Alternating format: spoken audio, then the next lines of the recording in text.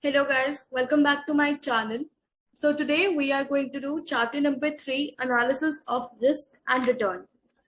Before we move forward, I would really suggest you to watch chapter number 1, the previous video that I have recorded. It is, I guess, a 30 minutes max. And this chapter 3 would be divided into two parts. The first part would be your returns. Return will cover all your theory as well as your practical question. The second part would be of risk. Along with it, there would be other important topics too that we will cover at the end of the video. Okay, so these are the topics at all that you need to cover in this chapter. The first is the risk and return. What is the relationship between the two? What are the three types of investors? What are the various methods to calculate the returns? This part is, we will be covering in this video, and after this topic would be covered in second video. Before we move forward to the chapter, you need to be aware of these terms. Again, these terms were covered in chapter number 1 in detail, but here we will just give a quick recap about it. What is investment? Investment is when you sacrifice your current need in order to earn returns in the future. It is not necessary that you will always earn returns on your investment. You may also earn, you may also lose money while investing. What is risk? Risk refers to the fluctuations in the expected returns. It is not constant, it is not fixed that your returns will remain same or you will earn whatever you have expected to be earned. ठीक है, अगर आप सोच के चल रहे थे कि मेरे को $100 पे 5% मिलेगा, तो जरूरी नहीं है कि 5% ही मिलेगा, कम भी मिल सकता है और ज्यादा भी मिल सकता है. तो there has to be the variability in the expected returns due to external or many other factors. Return, the primary objective of an investment. Why does an investor actually invest his money? Is to earn returns. These returns could be of two types, the revenue return or the capital gain. In the previous chapter, we have only understood the meaning. What are they? But in this chapter, we will be, using various formulas in order to calculate these. The security analysis. What happens once an investor has decided कि मुझे इतना risk लेना है, इतना मेरे पास पैसा है, ठीक है, और मुझे कम से कम इतना रिटर्न तो चाहिए, तो उस प्रेफरेंसेस के अकॉर्डिंग ही select various securities. Let's say उसने shares A B C D company के शेयर सिलेक्ट करे, अब वो इसे एनालाइज करेगा, ठीक है. तो this is called the security analysis. Okay, as you all know what is portfolio, एक investor does not invest in a single in a single security. Let's say अब मेरे पास आज अगर $10,000 है, तो जरूरी नहीं है कि सारा का सारा मैं रिलायंस इंडस्ट्री में ही पैसा इन्वेस्ट कर दूंगी, बिल्कुल जरूरी नहीं है. मैं हर जगह अपना पैसा डाइवर्सिफाई करूंगी. मैं कुछ कंपनीज के लूंगी शेयर्स, कुछ लेट्स से किसी भी कंपनी ए के लिए, बी के लिए, सी के लिए, ठीक है. तो I have more than one security, तो this is known as portfolio. When you have more than one security in your portfolio. Okay. Now, what is return? This is the important part. In this chapter, we will be talking about the return of individual securities. Okay. Individual securities. But जो आगे जाके chapters आने वाले हैं, chapter number 9 and 10, वहां पे आप पूरे पोर्टफोलियो की बात करोगे. तो keep this thing in mind कि यहाँ पे हम एक इंडिविजुअल सिक्योरिटीज के निकाल रहे हैं, ठीक है. फिर उन्हें जैसे सिक्योरिटी एक्स हो गई, सिक्योरिटी वाई हो गई, फिर हम उन्हें कंपेयर करेंगे कि कौन सी बेटर है, कौन से में हमें इन्वेस्ट करना चाहिए. पोर्टफोलियो में हम मोर देन वन सिक्योरिटीज को एनालाइज करते हैं, पूरा पोर्टफोलियो सिलेक्शन होता है वहां पे, ठीक है. The first type of return is the revenue income. The second is the capital gain. Let's understand once again with the example. 100 का शेयर, ये सबको याद हो जाएगा. 100 का शेयर 105 का हो गया, ₹5 कैपिटल गेन हो गया. इसके ऊपर मैंने ₹10 का डिविडेंड कमाया, 10 का हो गया, ठीक है. Now this is the basic formula. ये आगे जाके कॉम्प्लेक्स होता जाएगा, but this is the fundamental formula जो ध्यान में होना चाहिए. मतलब इस फॉर्मूले से सारे बाकी फॉर्मूलाज बनेंगे. ठीक है, तो क्या रिटर्न आया, लेट्स से इसी पे लगाते हैं. ठीक है, फॉर्मूला लगाते हैं. Income from the asset that is 10. This is income, it is talking about the revenue income. ठीक है, selling price minus purchase price, क्या लग रहा है, क्या आ रहा है, capital gain, capital income, that is 105 minus 100. किसके ऊपर, परचेज प्राइस के ऊपर, इंटू 100. कितना आ गया ये, 15 डिवाइडेड बाई 100 इंटू 100 इज 15%. ठीक है, तो ये फॉर्मूला याद रखना. This is the very important formula. Return क्या होता है, रिटर्न होता है revenue income plus capital income.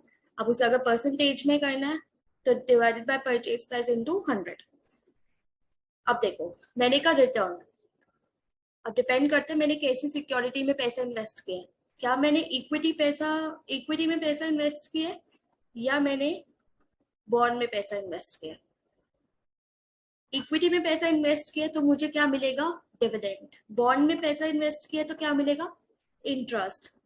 ये था हमारा टोटल रिटर्न. ठीक है, अब इन्होंने टोटल रिटर्न को दो हिस्सों में बांट दिया. डिविडेंड यील्ड कुछ नहीं होता, yield just consider to be a return. ठीक है, this is your revenue part, this is your capital gain part. ठीक है, तो वही फॉर्मूले को हमने अब थोड़ा मॉडिफाई कर दिया. हमने revenue income that is income from asset की जगह डिविडेंड डाल दिया और यहाँ पे इंटरेस्ट डाल दिया. ये तो सिमिलर ही है. ठीक है, ओके, इसे एक क्वेश्चन के साथ करते हैं जब ज्यादा समझ में आएगा. ठीक है, मैं सिर्फ फॉर्मूला लिखूंगी, फॉर्मूलेस में वैल्यू पुट करूंगी. Rest of the calculation I think हम खुद कर सकते हैं. Okay, Mr. Mishra purchased the share of RTA Limited a price of 950. तो ये क्या लग रहा है, परचेज प्राइस 950 हो गया. He sold the share after receiving a dividend. Dividend कितने का मिला उन्हें, 50 का. At the end of 1 year, at a price of 1075. उन्होंने अपना शेयर सेल कर दिया कितने में, 1075 में. मुझे टोटल रिटर्न निकालना है, तो टोटल रिटर्न को डिविडेंड यील्ड और कैपिटल यील्ड में डिवाइड करना है. टोटल कैसे निकालूं, 50 plus 1075 minus 950 divided by 950 into 100. ठीक है, डिविडेंड यील्ड कैसे निकालूं, डिविडेंड यील्ड निकल जाएगा 50 अपॉन 950 इंटू 100 इंटू. ठीक है, एंड कैपिटल गेन कैसे निकल जाएगा, 1075 minus 950 in divided by 950 into 100. Let's check, एक बार चेक कर लेते हैं फटाफट से क्या वैल्यूज आ रही है.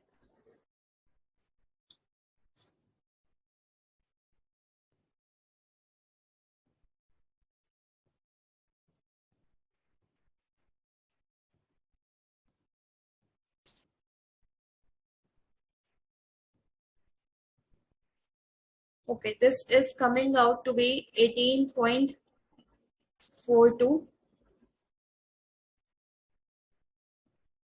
This is coming out to be 5.26.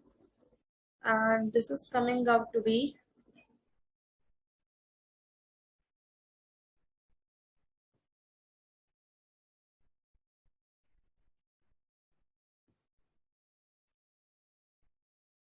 13.15. इसे क्विकली चेक कर सकते हैं हम. 13.15 plus 5.26 shall give you the total return. ठीक है, now check your answer. 18.52, 5.26 and 13.16. okay, now that was a basic return. हम कैसे return calculate कर रहे थे. These are the various methods that you need to use while calculating the return. Average return. Average return से क्या लग रहा है, क्या फॉर्मूला होगा, सारे रिटर्न्स को ऐड करके कितना मुझे टोटल रिटर्न मिला divided by number of years. ठीक है, लेट्स से मैंने एक सिक्योरिटी होल्ड की हुई थी 4 साल के लिए. उसमें मुझे मिला शुरू में 10%, 20%, 30%, 40%.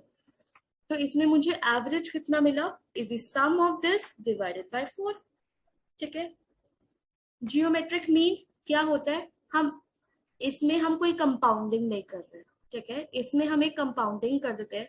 जियोमेट्रिक का फॉर्मूला होता है 1+R1, 1+R2, 1+R3, कितनी सिक्योरिटीज है, -1 इज द nth, ठीक है। एक्सपेक्टेड रिटर्न्स में क्या है, एक्सपेक्टेड रिटर्न्स में we assign the returns the probability that we have, let's say 20% of probability that I would earn a return of 50%, ठीक है। रिटर्न ऑफ अ पोर्टफोलियो 9 और 10 में करेंगे।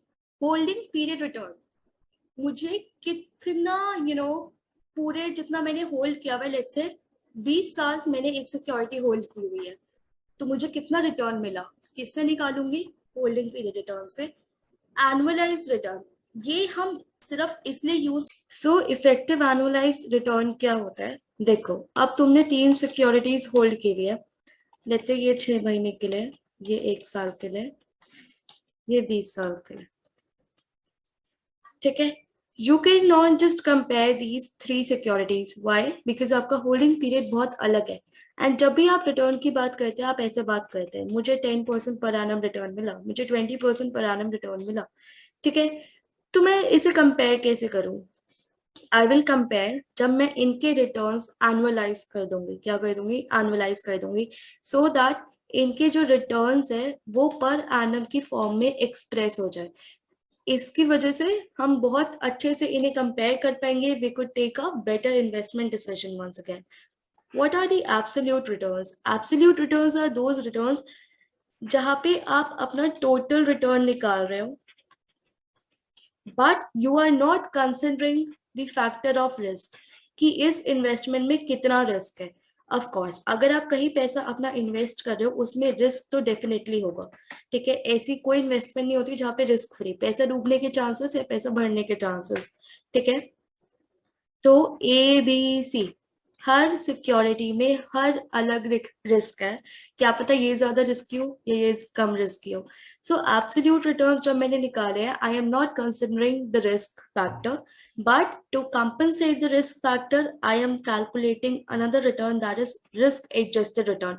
And shape ratio is very very important because this is the major factor जो आप consider करते हो while deciding whether to invest or not, क्योंकि जो आपके returns आए हैं अब वो risk adjusted आए हैं। Okay, let's solve the questions quickly, ठीक है। इसमें हमें निकालना है average return using the geometric mean. ऐसा करते हैं, दोनों से निकालते हैं, the things would become simpler. सबसे पहले एवरेज मीन से निकालने जाओ तो क्या लगता है क्या होगा, 18 + 10.17 प्लस, ये नेगेटिव में है तो इसे ब्रैकेट में लिखते हैं, प्लस 16.67 डिवाइडेड बाय 4, ठीक है। ये आ गया आपका average.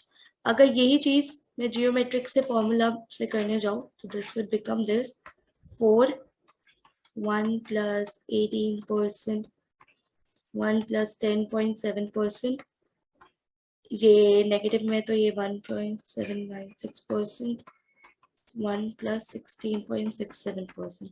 Solve this and subtract -1. So this is the formula of geometric mean. This is the formula of average mean. Okay. Question number 3.1. This is about the, क्या बोला है इसने, following information is available in respect of rate of return of 2 securities, equity and bond.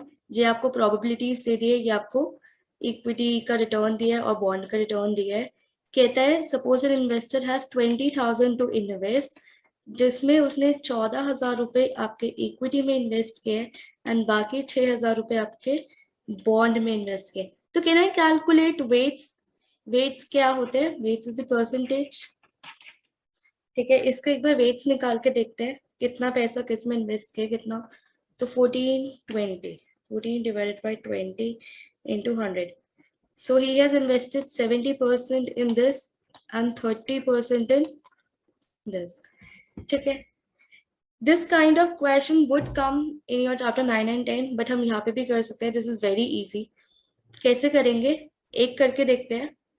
ऐसा करते हैं, equity का निकालते हैं, ठीक है। कैसे निकालेंगे, probability. Let's say 0.20, 0.50 and 0.30. Return लेते हैं -0.20 -0.25 and plus 0.35. We will just multiply P into R. ठीक है, 0.20 into 0.20 minus में, so this will become this 0.50 into 0.25, 0.125, 0.35 into 0.30, 0.105. You can just sum it up, plus 0.125 minus 0.04. That is 0.19. This is the expected return from the equity, but I have invested only 70%. So मैं into 70 कर दूँ. That is 0.133 into 100 कर देते हैं. तो equity से I am getting 13.3%. Let me just check my answer. Okay, so ये 13.3 is the answer or is the return that I am getting from my equity investment.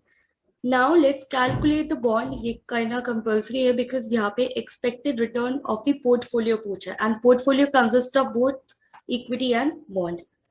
ठीक है? Okay, let's calculate फटाफट से bond का भी. 30% investment की थी. कितना return है जल्दी से देख लेते हैं. 0.20 into 0.10, 0.5 into 0.12, 0.30 into 0.15. ये मैंने डायरेक्टली P into R निकाल दिया. कैलकुलेशन करके देख लो. This would come as 12.5% and 12.5% return I am getting over 30%. So this would come as, ये आएगा आपका 12.5 into 30%. That is 3.75% I am getting from my bond. जहाँ पे कितना मिल रहा था 13.3. A bit of calculation इधर उधर. The total return would come out to be 17.05%. हमारा भी इतना ही आ रहा है approximately. ठीक है. Let's solve the next question. This is very easy. An investor invest in a non-dividend paying, मतलब उसकी revenue income जो हम basic formula में डालते हैं वो क्या है अभी 0 है. Shares sell at a cost of in the beginning of 2004. तो परचेज प्राइस बोल सकती हूँ 100 रुपए में उसने 2004 में खरीदा.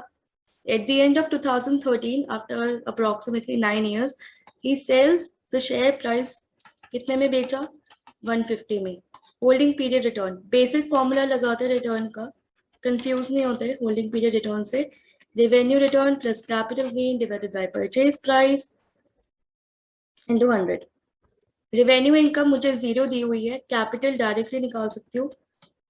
परचेज कितना आ गया 100, तो कितना आ गया 50 divided by 100 into 100 is the 50%.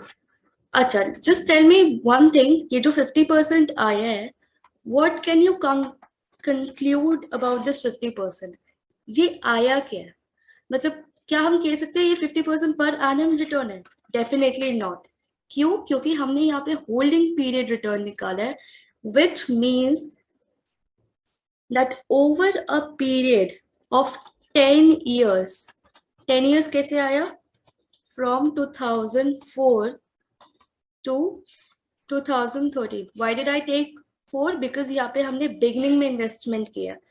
ठीक है, तो ये जो 10 साल में आपने इन्वेस्टमेंट को होल्ड करके रखा है उसके ऊपर you have earn 50%. And definitely it is not 50% per annum. It is 50% for your 10 years. ठीक है, I hope the conclusion of the holding period is clear. One more question. ठीक है, इसमें क्या बोला है, हमने 3 बॉन्ड्स होल्ड करके रखे ABC. For the different time period. तो हमें क्या निकालना है, HPR निकालना है, EAR निकालना है, एंड कौन सा बेस्ट ऑप्शन है हमारे इन्वेस्टमेंट के लिए वो। The investor wants to invest 100 in a zero coupon bond having face value of 100. Can I consider it to be SP? ठीक है, these are my PP. ठीक है, तो हम रिटर्न्स निकाल देते हैं तीनों के ABC। कैसे रिटर्न्स निकालेंगे, 100 minus 97 divided by 97 into 100, 100 minus 95 divided by 95। Bond है, इंटरेस्ट कुछ मिल नहीं रहा है, इसलिए I am considering the revenue income to be 0। 100 minus 22 divided by 22, face value से कंपेयर करके we are calculating the returns. ठीक है, after calculation this would come out to be 3.09, 5.26 and 354.54। oh my god। ठीक है, now these are your holding period returns. ये समझ में आया। अब हमें इसे एनुअलाइज करना है। This is the formula of annualising your return. I will just do it for first one. ठीक है, बाकी हम सब निकाल सकते हैं। अच्छा, टेल मी वन थिंग, ये तो 1 साल के सॉरी 1 ईयर के लिए ही होल्ड किया है, तो जो इसका 5.26 आया दैट इज फॉर 1 ईयर, तो इसका तो ऑलरेडी निकला हुआ है, इसका तो निकालने की जरूरत ही नहीं है। तो 5.26 इज फॉर 1 ईयर, तो कैन आई से 5.26% वुड बी माई EAR। ठीक है, तो EAR for 6 month would be 1 plus 3.9%। Paper में इसे डिवाइड बाय 100 करके ले लेना। ठीक है, मैं अभी ऐसे ही लिख रही हूँ 1/T। कैसे लिखू 1/T को, 6 month इज 6/12, 1/2। ठीक है, 1/2 को अगर 1/T के फॉर्म में लिखूंगी दैट वुड कम टू -1। ठीक है, this would come as 1.0627 -1 and this would come to be 6.27%।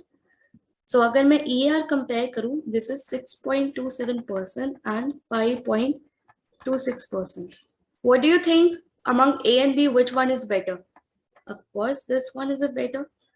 ठीक है, तो जहाँ पे हम अपना एक जीरो कूपन बॉन्ड कंपेयर कर रहे हैं depending upon the annualized return, because the time for which we are holding investment, we are holding different bond is different. So it becomes very difficult for us to compare the bonds, compare the investment returns, and hence we are converting into annualized return.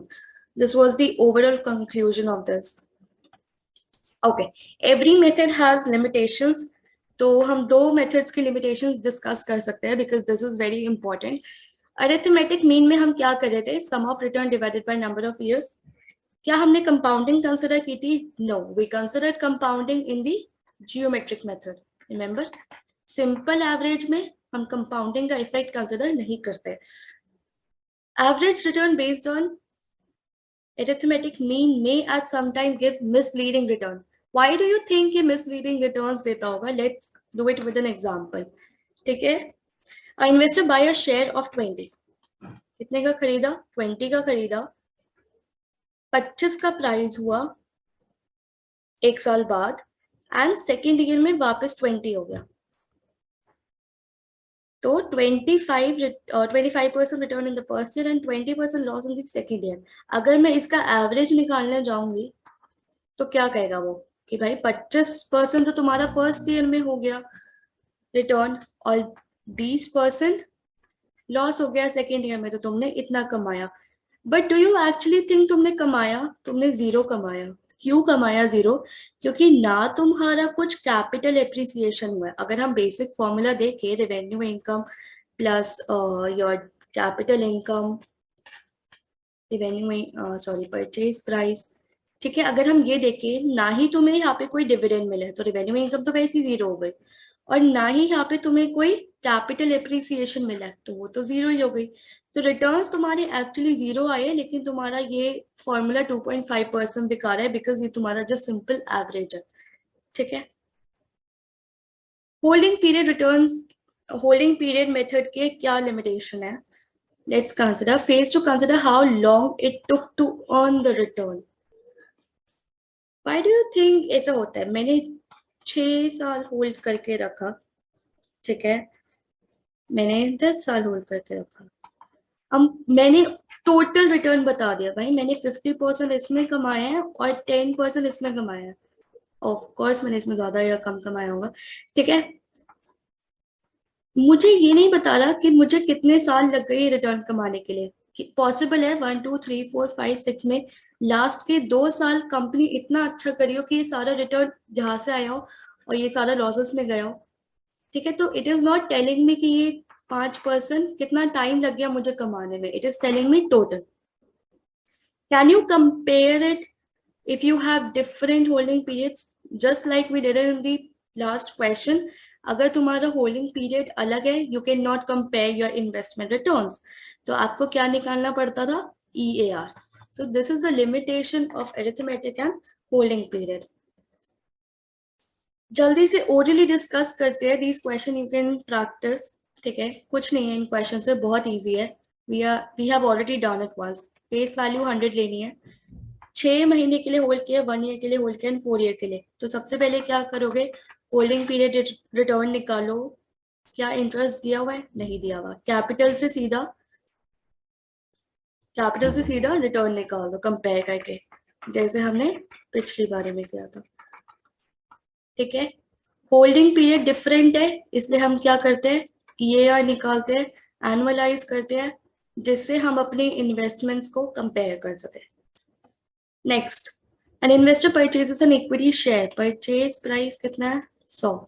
It is expected year end prices with relevant probabilities and expected year. तो इसमें दोनों दे दिया है, consider it to be a revenue income, consider it to be a capital income. अब इसे compare कैसे करोगे? पहले 100 से 125 गया, 25 का कैपिटल गेन इस वाले में। तो अगर मैं फर्स्ट का निकालने बैठू तो 0.20 इंटू टोटल रिटर्न कितना आया? 25 through the capital appreciation and 5 through the dividends, ठीक है। Now you will compare it with this, ठीक है। This is how you need to do the expected return. Variability of return in equity share is nothing but the risk, which we have not covered it yet. Next question. An investor has portfolio of 5 securities. Expected returns are these. Okay. What you will do, you will calculate the total amount of investment. Total amount of investment, how will you calculate is this plus this plus this plus this plus this. I hope it will come out to be just a minute. Let's calculate it quickly. Okay, it is coming out to be 10 lakh. ठीक है। You calculate the weights for every investment. Security 1 में you have invested 1,50,000, right? 1,50,000 and then 2,50,000. Calculate the rates. ठीक है। Weights into expected return. This would be from your security 1. ऐसे security 1 2 3 4 5 से करेंगे। Expected return of portfolio पूछा है तो we will just sum it all, ठीक है। 1 2 3 4 5 6 का just calculate करके we'll do the addition. Okay, thank you so much. This video is over. Your return part is now over. In the next video, we will do the risk part. We will do the type of investors we have in the market. बहुत easy होते हैं, 3 ही होते हैं। Risk takers होते हैं, risk averse होते हैं, and risk neutral होते हैं। इसे डिटेल में नेक्स्ट वीडियो में डिस्कस करेंगे। रिटर्न में सिर्फ इतना ही था। The most important was holding period return, annualizing, because this is very important to take the investment decision. ठीक है। Average is I don't think कि आ सकता है, but you never know, मुझे भी नहीं पता क्या आ सकता है। एवरेज रिटर्न, होल्डिंग पीरियड, और क्या क्या था हमने, पोर्टफोलियो रिटर्न तो नेक्स्ट चैप्टर में आएगा डिटेल में, तो not to worry much. Sharpe ratio का formula we will discuss in the next video too. ठीक है. Thank you for watching. Please like, share and subscribe. जब तक व्यूज नहीं आएंगे, जब तक शेयर नहीं करोगे, मुझे मोटिवेशन नहीं मिलेगा to record the next video. Thank you. Bye.